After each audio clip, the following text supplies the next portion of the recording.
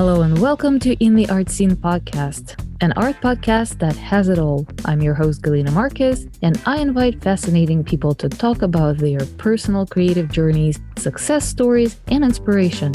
We talk about art business and marketing, how to find your creative voice, and all the new trends in the art world like NFT, AI, and such. Join me and my guest for today's conversation. Hello, everybody. Welcome back to In the Art Scene podcast. My name is Galina Marquez. As you all know, I am with Wendy Colt Kleine, the artist, probably the first artist I have met since I moved to San Diego. She is amazing. Her style, her portraits, her animals are absolutely, I don't know, there's a lot of warmth and cheer, and I just love her work. So I think the reason we met is a friend brought me to one of your classes, and since then I was a believer that San Diego is the wonderful place for being an artist. So, and I think I'm still standing with it. But not only your work, but your story is actually fascinating. So with this, I am going to give the microphone to you, and please introduce yourself to our listeners, and we shall start. Hello there. I'm Wendy Kleine, and I live in San Diego for, I'm going to say, the past maybe 40 years, I suppose. Gosh, that sounds so because I was somewhere else for the 20 some years before that. So anywho, I've always been connected to San Diego pretty much for my whole life. But we live here full time, and I kind of, not split my time, not as much as I'd like to, but I'm also up in the mountains in Lake Arrowhead as often as I can. Yeah, and we will touch on that too, because that place is very inspiring, and I know that a lot of your work is actually being inspired by being there in nature. Yes. So I know a little bit about your story, that you did not start as an artist. You actually was running a different business. Yes. I've always been into art, so to speak, or making something or building something. I worked at a high school for 9 years, and most of the time I was an aide in the wood shop. So that was great. I mean, teaching the kids with power tools. Yeah. But building things, that was a lot of fun. And then I opened up the Great Frame Up in Hillcrest in 1988. And so I've been lucky. Whatever I've done in my so-called career, whatever, in jobs, I've always had, some sort of creativity in there. So, and when I opened up the Great Frame Up, that was custom do-it-yourself picture framing, where we would cut all of the materials for you and then show you how to put them together. Oh. So, which I loved. And honestly, I should have gone to school to be a teacher, I think, because I seem to have that in me. Oh, you're a great teacher. I like to tell people what to do, I guess. But so I was in, let's see, I had the Great Frame Up for, I think, 10-ish years. And I had Maddie, my daughter, and for the last 2 or 3 years of that. And I felt, pulled back and forth and felt like somebody else was raising her. So my brother, who had managed the store, took it over for me and bought it, so that I could be with Maddie. And then while I was home, I started doing jewelry, and then So I was lucky to be able to do that, part-time at home. And so then I started teaching. I wanted to start painting again. And they say when the student's ready, the teacher will come. Yep, Well, yep. in many different ways, but somebody said, "Oh, you ought to check out Pinterest." It was right when it started a long time ago. And so I did, and then these little boxes start showing up, on the side, and I poked on one of them, and it was a class on painting crazy flowers. And I went, "Ooh, that's fun." And so I did that, and it just kind of snowballed. I just got back into painting and, loved that. And then I started having kids come over after school, and then I went to other schools and taught after school art class. So and just kind of kept going from there. And then the moms wanted to do it. And so that's how that part started at night with the adults coming, and where you showed up with your friend. And anyway, and then I just started painting on my own. And I Yeah, don't, yeah, you don't had teach you had anymore. such a wonderful little setting with the patio and the backyard. It's just wonderful spending an evening in San Diego with a sunset, outdoors in the patio, painting, drinking wine. It's Yes. perfect. It's perfect. It feels almost like a pajama party, but with Oh, I paint. know. It was great. Well, Right. yeah. And we always had great people would always show up, and Yeah. everybody just got along and, helped each other. And it was just, I do miss it a lot. Who knows, someday maybe I'll be able to do it again. But yeah, it was a fun, special time. And I think a lot of people enjoyed it. So I'm happy to been able to do that, share that with everyone. So, Well, I wanted to make one comment about something that you said earlier about being an aide in the wood shop and being excited helping kids work with power tools. I feel like either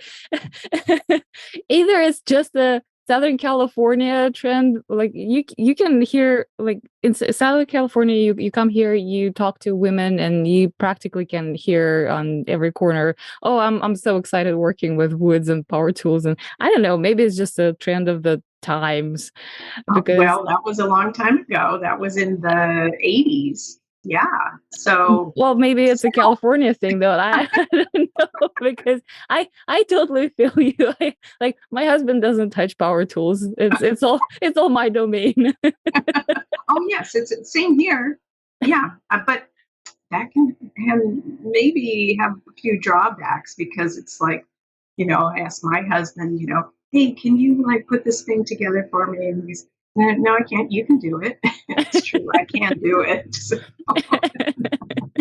anyway, but yeah.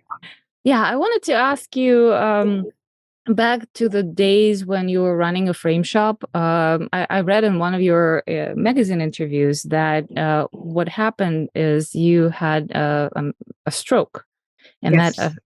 that affected it affected a lot of things obviously for you physically, and that affected the decision for you to stop doing the frames and give away this business to your brother. So can you talk a little bit about that? Well, actually, it happened. We had only been open for 6 months, and and so luckily, my brother Jim Colt, he managed everything for me, and we had really good. Excuse me, we had really good employees. They were awesome, especially Jim. And so I was out for a while. I mean, I wasn't working for probably the first or maybe 2 months, I think, after it happened. But it happened when we were getting ready for our very first showing of a photographer. And I think it happened like 4 or 5 days before the opening of the show. So I missed it.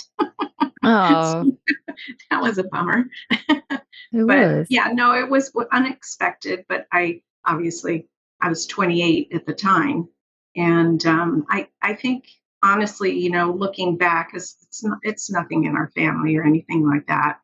Um, but stress. I mean, yeah, I would say that was 1980 or 89. I think it was 89, and we just had a lot. Got married, bought a house, opened up a business, trying to run the business. And, it was a good 12, 14-hour days, Yeah. for at least a year just to get it going. And, but anyway, it came out fine. Well, I'm here right now. So, I am yeah. personally very selfishly happy that you are alive and well and painting and teaching. Oh, well, So thank you. Yes, it was crazy. you also mentioned something very interesting that I didn't know about your framing business, that you would cut things and then show people how to put the frame together. That Mhm. is a very interesting concept. I don't think I have seen anything like this, at least in San Diego. Uh, and I don't know if your business is still there. And I just Well, it's a so franchise. So okay. I was actually a customer at Oh, okay. another location and was like, oh my God, this is awesome. And I had even in high school, I think, I don't know if it's in my annual, but I think in my head, I said, oh, I'd love to have a gallery, you just, whatever. And then kind of forget about it. And then I ended up framing some of my work. I was still working at the high school, and the gal there, it was like a company owned store, and they said we want to expand in San Diego, and my head's going, what, really? So anyway, got an SBA loan and did it. I mean, that Awesome. was, yeah, I mean, scary, obviously, but Well, yes. yeah, a lot of work, a lot of stress, but I think I would handle it differently now, but I was young. But anyway, that's it. There are no longer, it was there for 20 years. And I wish there was one now in San Diego, but none of them exist anymore. So, That's too bad. A business opportunity. yes. Anybody out there? I wish I know. I just went and had mats made, and I'm thinking, I want to cut them, I want to make them, but I don't have the equipment anymore. So, anyway. So you practically are saying that anyone can put together a frame. Well, we had the machines, to cut, the perfect Uh-huh. 45 for the corners. And we had the vices. We had a very large store. It was 2,200 square feet. And we had it was like a big workshop in the front of the building, of our space. And, we had big tables and benches, and would show the people after we would cut everything. Sometimes you could wait if we weren't too busy, and you could do it right then and there. Or, you come back later on, or you come back next week, or whatever, set up a time. And we show you everything's cut. The glass is cut, the mat's cut, the backing's cut, frame's cut. And we show you how to put the frame together. And once that's done, we put the glass into the frame, and you clean it, and then we flip it over and you clean the other side and dust it all off, and we mount your artwork if needed, with a mat or dry mount it, whatever, and show you how to close it all up, put the wire on, or put a dust cover on, put the wire on the back, and little buttons on the bottom corner. So you have the whole shebang, other than you just don't cut anything. You put the whole thing in. And I think people, you kind of get people addicted to it. They keep coming back. I found something else I want to bring. So, and then we did other things. one of the, I remember, I can't remember what year it is, but the America's Cup was happening in San Diego, was hosting it, and Louis Vuitton was sponsoring it. And we ended up framing, I think, over 200 certificates or something from Louis Vuitton. And I asked them if they'd trade out for a bag, and they went to it. But I asked. The only way I'd probably get one. So Yeah. but anyway, that was a fun thing. And yeah, that was yeah, I really wish somebody would do it here in San Diego so I could go. Nice. Yeah. Well, again, anyone in San Diego who's listening, and I know there's plenty of you in San Diego listening, so there's a business opportunity. It's a Yes. franchise. If Wendy did it back in the 80s, and there's no one, like, there's no competition right now. So go ahead. No, not for that. I don't know. Yeah. So that'd be So great. So you got back to painting and you started with the crazy flowers because you attended a class or you found a class Yeah, on. it was an online Yeah. class. And I have seen your crazy flowers. They're awesome. And then, but I think you are most known for your absolutely adorable animals. Oh. And I'm pretty sure that you have invented them yourself. They just kind of come out. I was waiting for this meeting to start. I started. I had a pen and a piece of paper. I don't know if you can see that or Yeah, not. I can. But I started first. I just started making a heart, and I love the barn owl family. They have that heart shape, around their face. I love that. But anyway, I'll look at a picture of one, and it never looks really like a picture, but inspired by a photo or something, or I see one, or go somewhere and take the photos or whatever. But anyway, then they just kind of become a Wendy owl. Yeah, the owls in particular are absolutely adorable. Yeah. But you haven't had any formal training as a painter. Just in high school. Really, that's, I think, my senior year. I think I probably could have graduated early, but I probably didn't realize it. My mom probably knew and said, "No, keep her in there." So I had art like all day long my senior year, Wow. which was great. And my best friend Holly, she was already in there earlier, in the high school, and so she said, "Come take a class." So I did, and just kind of stuck with it, and it was great. But that was it. I mean, I took a few classes at Grossmont College, but none of it was painting. So yeah, it's pretty much self-taught. So, and when you're teaching, you're very meticulous, very particular about the technique that you are teaching. Because I've done a few animals with you in your classes, so you have figured it out. There is a whole technique of making animals the way you paint them, and you are teaching it very, very well. I mean, yes, you are a natural teacher, absolutely. So.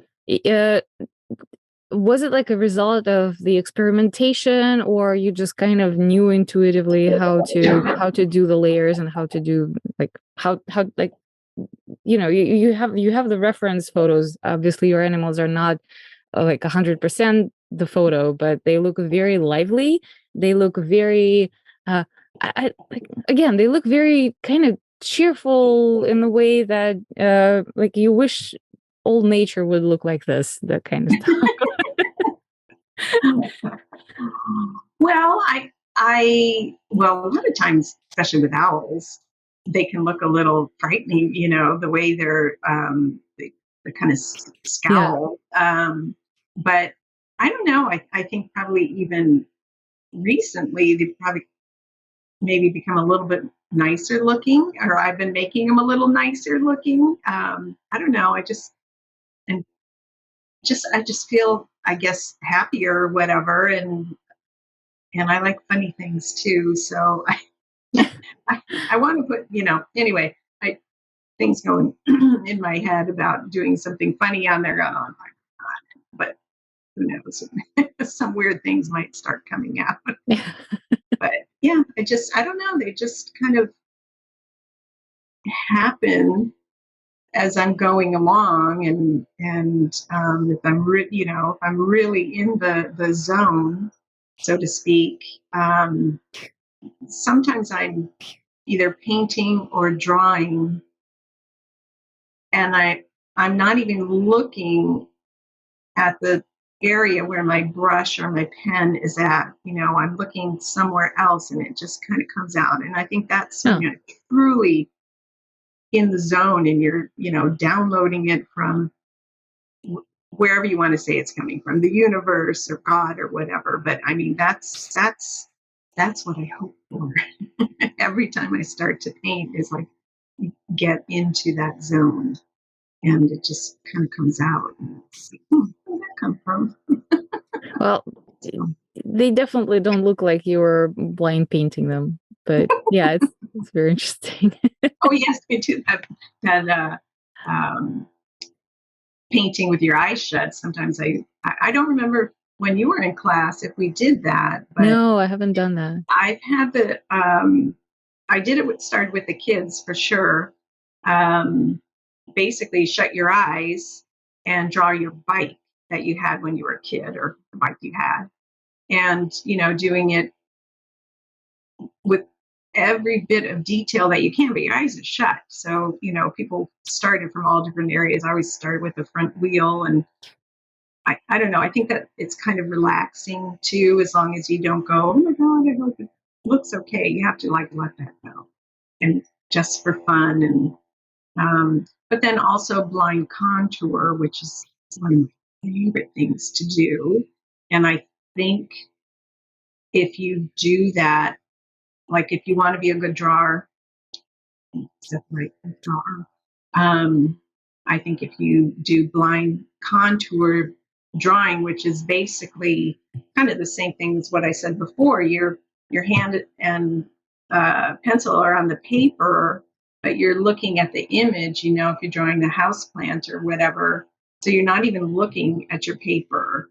And there's blind and semi-blind, and I think that gets you really focused on what it is that you're drawing. So, I mean, I think that will make you a better drawer and into everything else that you do, because that's kind of the basis. No, unfortunately, I haven't done it in your class, but I, I wish you were hosting more classes now. I would absolutely go. Well, we moved from our home, as you know, Yeah. and we downsized a little too much, I think. So, but I am doing, like, next week, I'm going to somebody's house, and I've been to your house when Yeah. you hosted one. So that's really the only way that I do it right now, is if somebody else hosts it. And I just bring all of my stuff with, all Hmm. the canvases and the paints and brushes, and bring it with me. So anyway, I'm doing one next week. So that'll be fun. Well, I think I just need to gather a bunch of people and hire you again. Yeah. That's that's actually again for everyone who's listening who is in San Diego and a close surrounding area. I assume, I don't know how long Yeah. you would travel, but yeah, Wendy does that. You would host a painting party, and that's a lot of fun. It's a lot of inspiration. You can discuss the topic with Wendy ahead of time, and Mm-hmm. she brings all the materials, all the supplies, and you just bring your beautiful self, your libation, and enjoy Mm-hmm. it. Yes. That's awesome. That's Yeah. absolutely awesome. I Mm-hmm. don't remember what was the occasion. Maybe it was my birthday, because I would think that I would make this kind of gift for myself on my birthday. But it was a lot of fun. It was a lot of fun. I think it was a succulent or a cactus or something Yeah. like that, wasn't Yeah. it? Yeah, it Yeah. was a cactus. Yeah. Yeah. No, and you just like so taken off. I mean, I remember when I think it was a giraffe. Yeah. Um, I'm looking at yours and I think, okay, she's got it. Galena's got it. It's there, and you've just like, whew, it's awesome. I'm proud of you. Thank you. But you're doing great in all of this. I mean, like when we start off, it's like the computer is, and I don't do much on the computer to begin with, but it's like, wait, I can't get into the meeting at, oh yeah, right down here. And Well, there's something else I want to ask you about your career as an artist. Obviously, you keep painting because, even though you downsize, like there's no boundaries that would keep you away from your brushes and paints. um, and I'm glad that you're still doing classes in other people's homes. You actually are commercially quite successful artist. I know that you're represented by some local businesses, and you have some online representation with a company called Left Bank. yes. I have never heard about Left Bank before I met you.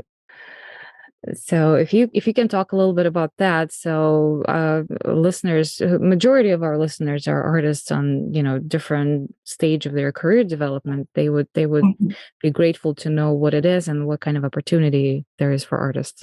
Well, I licensed my work with them, and really, I don't have to do anything as far as marketing, any of that. I mean, if they take you on, they take care of all of that. They print everything, they market everything. They have trade shows, and it's basically to the design trade, and to catalog. Like Like home pottery interiors. barn Yeah, and yeah, yeah.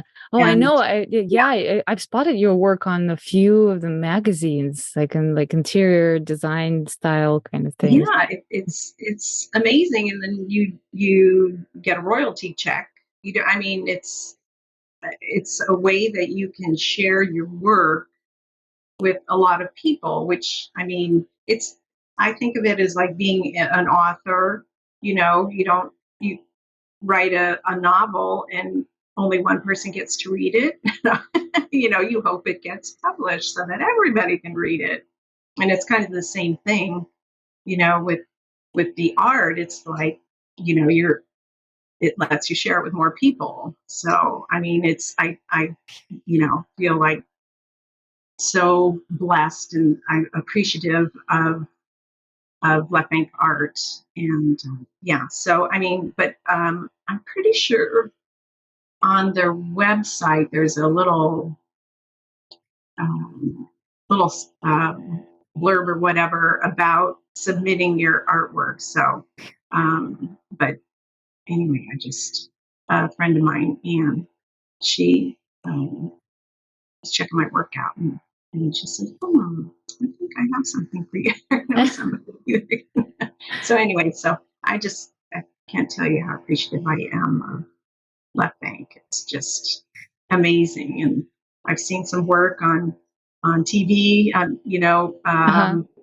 set designers or whatever um, use them in HGTV. And at, at the beginning of COVID, I think it was in April, and it was just the masks were starting to come out, or and I ended up, I think I had some crazy scarf or something wrapped around my head, and I was in Home Depot in the lumber section, of course. And a friend of mine called on the phone, and she goes, I just saw your three of your pieces on the HGTV 2020 smart home with Wow. designer Tiffany Brooks. And I'm looking at it and I go, oh my God. And I'm like smiling and crying and trying to keep this mask on me. And people are looking at me going, what's wrong with her? But I was smiling, but I'm like, it was just like so exciting. So It is that was, exciting. yeah, that was through Left Bank Art. So It is it's just, exciting. So yeah. how does this process like how's this process happening? So they take your original, they scan it, and they market the prints off of your original, or how's that physically? How's the technically? I get my original back, Uh-huh. and then I have like not a website, but a page with them that has all of my work on there. So, and then they have trade shows, but it's not open to the public. It's you have to be in the design Hmm. trade. Um, so yeah, it's pretty cool. I mean, there's actually up in the mountains in Lake Arrowhead, there's uh, a really cool home decor store called Janine's. And oddly enough, she happened to have some of my animals in there. And so I'm walking in there, and, oh my God. So that was Awesome. pretty cool. Yeah, it's really neat. So Well, it's, I will make sure to leave the links in the show notes to the Lift Bank, to your page in the Lift Bank art, so people will be able to go and check that out, yeah, because yeah. that's very fascinating, and I think that this is the industry that is being sometimes overlooked by artists. Like if your work is, something that is for the interior, like Mm-hmm. yeah, the interior designers is a good group of people to market to. Oh yeah, for sure. I mean, that's what they do. Yeah, that's what they do. Yeah, yeah. It's just another avenue, you know. And galleries. Unfortunately, I'm seeing more and more galleries closing down. And personally, I'm not very good at constantly putting my work, on Instagram. And I mean, but that's kind of how it goes. And usually when I sell a piece, it's because I posted it on Instagram. So, I mean, I think really that's the new way, to market your material. And I'm just not, I just want to paint. Well, have someone else running your Instagram for you. I know. I know. But Yeah. I just love to paint, and I don't know. It's just everybody has their thing, and I'm just so happy that's my thing. Yeah. Just the thing. So I also wanted to ask you about your living in mountains, or your location. I know that you have a cottage there and you go there frequently, and I think you even do some retreats, if I'm not mistaken, once in a while. Well, let's see. I think 3 years, almost 4 years ago, we Before COVID, obviously. before COVID. Yeah. Yeah. Well, we had a really cute little, almost 100-year-old cabin up there. And I actually grew up partially up there. I think of that as being home because that was junior high and high school. It's Um, Arrowhead area, right? Lake Arrowhead, yeah. Yeah. And we had a little cabin up there for 20 years. And the past 20 years, I got my husband to agree to it, or now 24 years ago, but to get a place up there. And I did have a few little art retreats up there, but it's a tiny, tiny place. Super cute, but tiny. So, anyway, we almost 4 years ago, we ended up selling that one and we got a bigger one so that I could do the retreats. And time, a year went by or so, and then all of a sudden COVID was there. Yeah. And then it seems to be getting, warmer up there. And I'm thinking like, okay, we have to get air conditioning now. It's like one thing after another. But anyway, um, hopefully I'm going to get that started too. And then the other thing in my brain, I thought, well, people could stay here, and then we do the painting, but that's a lot of work.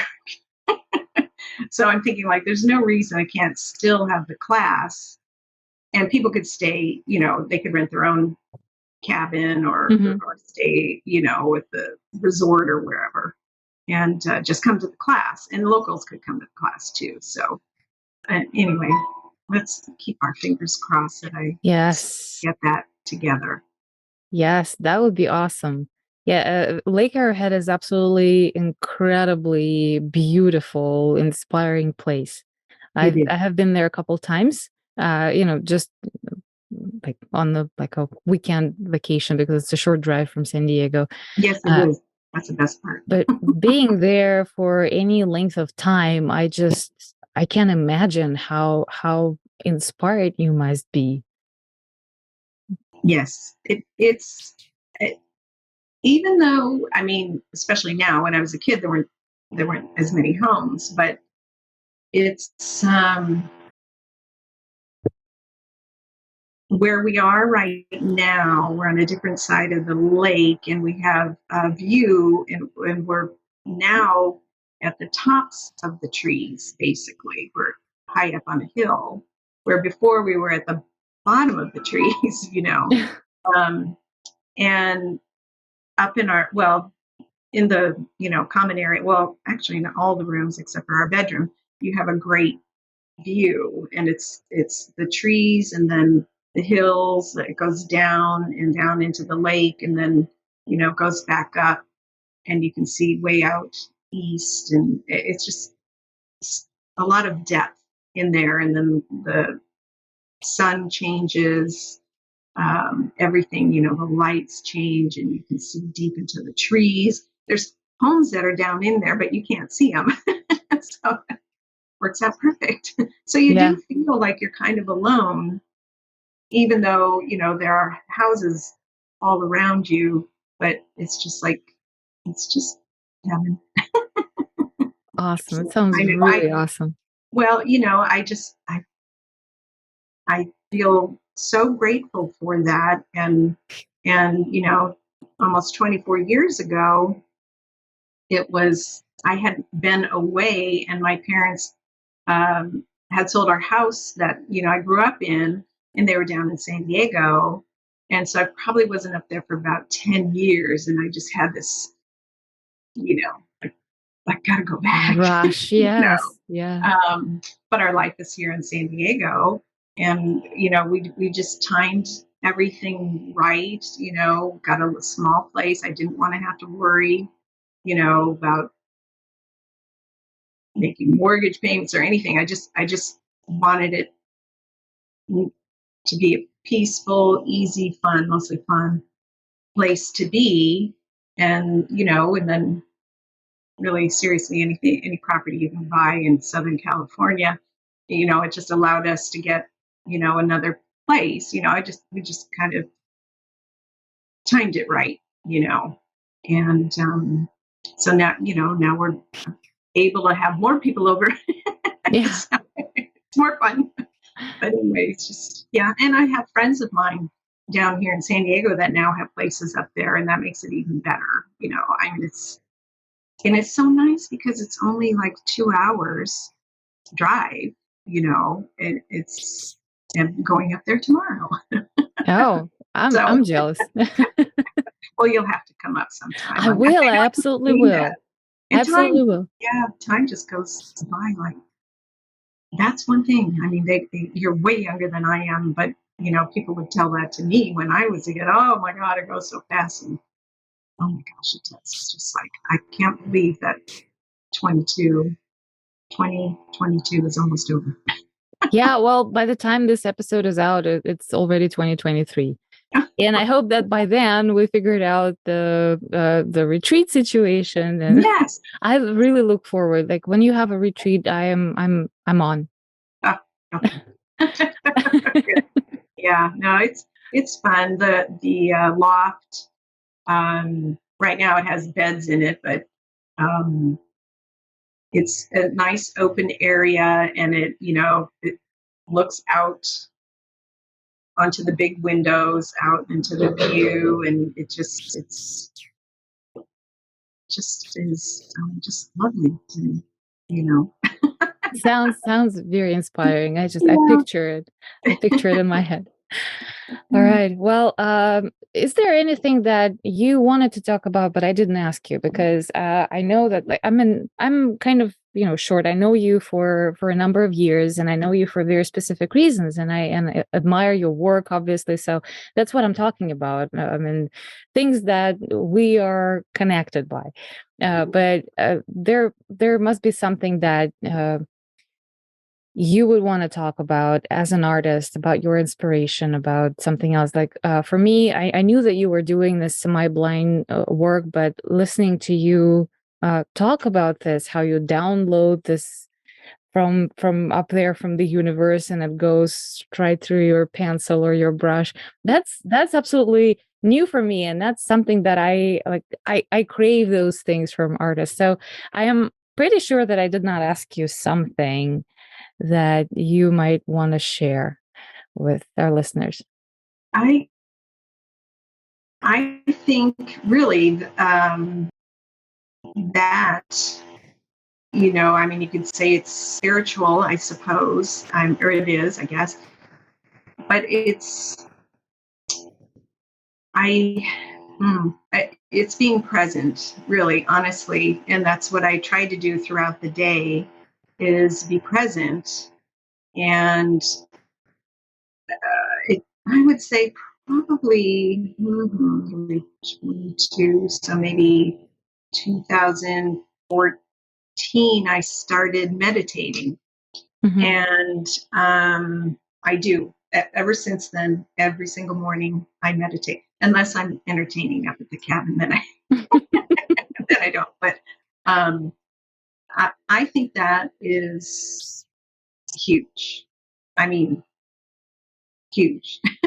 I can't. Uh, I think to be a lot, and especially people who say, "Oh, I don't have time to do it." Those are people that need to do it. But I mean, it's calms your mind, um, and it's not like every single day that I meditate that I get true, um, I guess, lack of thought. I mean, that's kind of what you're reaching for, but you don't want to reach for it too bad. If it comes, it comes. Um, and it's usually for me when I meditate, it's about 15 minutes, and it's usually not until the very last minute that actually comes, because even still, I've been doing this for so many years, my brain is all over the place. I mean, it's all over the place. I have conversations with people I don't even know, and I mean, it's just like, and then it's like whoop, and then as soon as you realize you're doing that, you go, oh, and you just take a breath, or if you have a mantra, that too. I usually just breathe in and I can get back there. But I think that's probably for me, it's changed so much for me. Just trying to be in the moment, and like in the morning, when I wake up in the morning, I take my dog out for a walk, and I try not to really talk to anybody. My neighbors probably think I'm not very nice, but in the morning I don't really want to talk to anybody, because I take her out and we come back in. I make my coffee and I sit down on the couch and I do my meditation. And so if you wake up first thing in the morning and you're on your phone, you're looking at the news or you're looking at your email, that just can shoot you right out the door as having a rotten day. So the meditation just kind of takes the edge off the day. You just kind of, okay, something bad comes up or whatever, either email or whatever, someone cuts you off or on the freeway or I don't know, you let it go. It just makes it just it just calms you down, me anyway. Because my brain, and I think everybody does this, but everyone's brain goes a mile a minute. And Oh yeah. yeah, I mean, even like with my artwork, it's like, oh, I'm gonna try this, I'm gonna try that. I have so many pieces that are unfinished because I'm like, ooh, but no. And I think too that because of that, it allows me to to find that zone of, downloading it, and it just it just happens, Do you but do? well, sorry. Uh-huh. I think everybody can do that. I mean, everybody in the whole wide world can do that, but you just have to let it happen, you know. And you have a brand new baby, and I don't know how you do everything that you do, honestly. I mean, but it just for me anyway, it just kind of centers me, and I'm not strangling anybody anymore.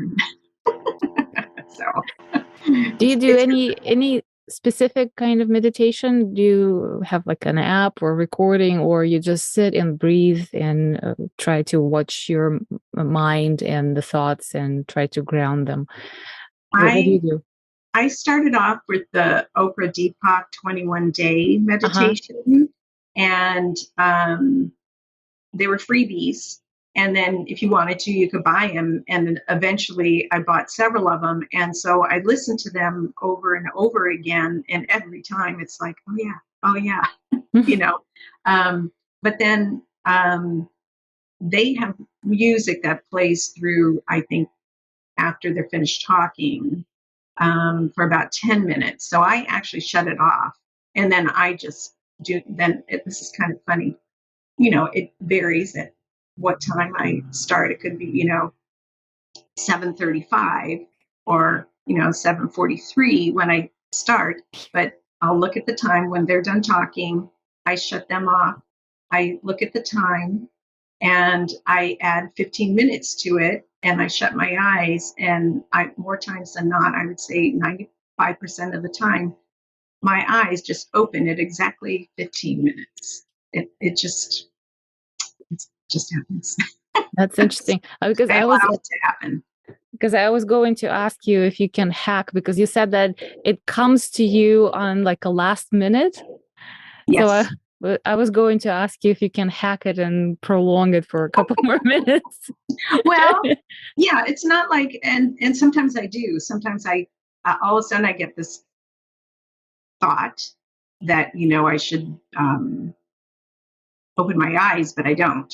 So, because I'm in that zone, so I'll keep it. And I can tell when it's coming because it changes.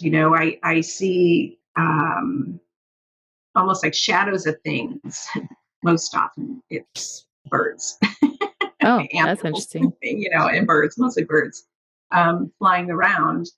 And so sometimes I'll say, oh, I need to paint that, or not. Maybe I don't know. It's just like a feeling, but I think you have to be open to that, and I have noticed too. I've always throughout my whole life um, kind of have premonitions of things, and before it was kind of like it was a bad feeling, like something bad's going to happen, and I thought I needed to tell somebody, but I never ever knew what it was or who I should tell. And I hadn't. I think that was, you know, I didn't realize until just recently, till we moved here to the beach, that all of that was a premonition of me. Not that something bad was going to happen to me, but I was going to feel exactly the same way because I heard news of something, you know. So I had a really bad one a long time ago. Well, it wasn't bad. Something bad happened to a family member, and then realized I did. I started crying for no reason at all. I mean, just bawling, and I'm going, "Oh my God, what is wrong?" And then a day later, something terrible happened, and I'm bawling again in the car again. So it's really me just repeating. So I guess, premonition. And I kind of figured that out when we moved to the beach. I think once you're in your normal, you've been somewhere for so long, you whatever, you're caught up. into whatever that is. And I think when you move or when you travel, you're somewhere new, you're more like open to things. And I had a few things happen right when we moved here and realized, oh, that's what that was. That's just a premonition of me like feeling that way again. But usually they're not bad anymore. I mean, they're, I could go on with that forever, but Oh, it's very interesting. It's very interesting. Yes, and yeah, and I did have one that was kind of funny that I'll share with you. Um, we had just moved here. We're probably here for maybe 3 months or so. I was at the grocery store and I was did my grocery shopping, got in the car, leaving the parking lot, and right as I started to pull up to the light at the parking lot, I had this weird feeling, and it was on my right side, whatever that means. But anyway, I felt this feeling of hitting a Jaguar, meaning a car, of hitting a Jaguar. And I end up pulling up right behind a beautiful Jaguar sports car. And it came again. And I'm thinking, like, I'm not going to hit that car. I mean, it's right in front of me. So I think, like, okay, that's weird. And then I got the feeling again, and then I knew it wasn't me that was going to hit the Jaguar. So I'm behind it. The light turns. We go left. We're going down the street. We go for like half a mile, 3/4 of a mile. And then we're kind of heading up a hill before I turn left to go to my house. And we're at a stoplight, and we are on a hill going uphill. And so this Jaguar is still in front of me. And then the other cars come up. We're in the lane on the left.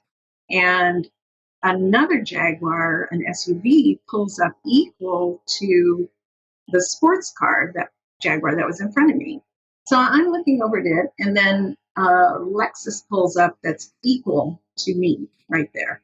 So I'm looking at the SUV Jaguar, and I'm thinking, that's a pretty car. And I kind of forgot about the hitting the Jaguar car. And I go, oh, that's a pretty one. It was new. And I thought in my head, I wonder if you could put a boat hitch on there. And so as I'm thinking this boat hitch, the Jaguar SUV rolls backwards and slams into the Lexus right Oh my God. And I went, oh shit.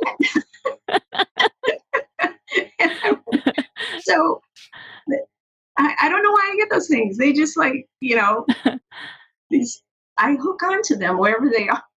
Well, so I mean, they weren't hurt or anything, but it was just like, and then when that happened, I just started cracking up and thinking like, okay, everything is okay. All of, don't worry about it. When I get these strange things, come on, it's just the weirdest thing. I mean, they were okay. So I mean, it was, boom. And I looked over and, oh my God. My guess is they were both on their phones. Probably. As soon as it started to roll, I was just ready to, put my horn on, but it's too late. So, there you go. That's my life. Yeah, well, you're obviously very sensitive to whatever information is energy out there. Yeah. Yeah. But I think that's probably when my best painting comes out, when I'm there, So I just feel very lucky and appreciative of being able to do that. And I honestly think everybody can do that. So, that's amazing. That's amazing. Yeah. So, well, it kind of hits me, I guess, the right way, that because I keep thinking that I need to be meditating, especially with the little baby. I used to do it when I was doing more yoga than I do now. With a little baby, it's not that easy. But yeah, I mean, I kind of know what you're talking about. I don't think I am that sensitive to this kind of energy or information, and I definitely am not there to be able to channel it as efficiently as you do. But it is a very good practice for anyone who is an artist or not artist. Oh, totally, Yeah. totally. Yeah, yeah. And honestly, you don't have. You can just sit down and shut your eyes, and you don't have to listen to anybody. I mean, you can just sit there and just as soon as your mind starts wandering, take a deep breath.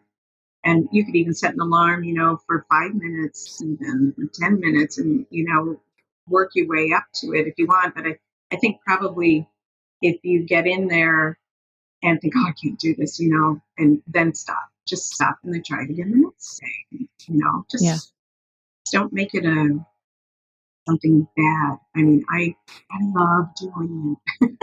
It's my favorite thing to do is the morning when my routine.